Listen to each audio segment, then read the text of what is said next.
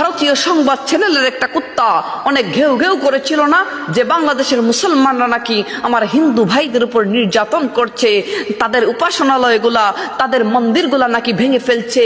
এখন যে পানি ছাড়ার কারণে শত শত মন্দির ডুবে গেছে, শত শত মসজিদ ডুবে গেছে, শত শত মাদ্রাসা পানির নিচে তলিয়ে গেছে।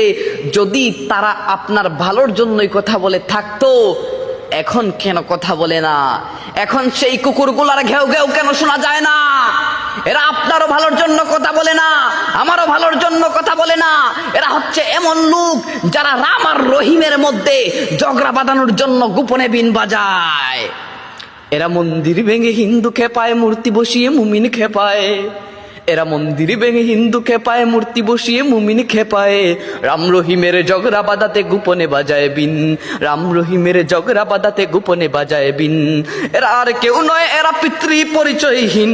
এরা যারজ সন্তান, এরা পিতৃ পরিচয়হীন। এরা আর কেউ নয়, এরা পিতৃ পরিচয়হীন। এরা যারজ সন্তান, এরা পিতৃ পরিচয়হীন।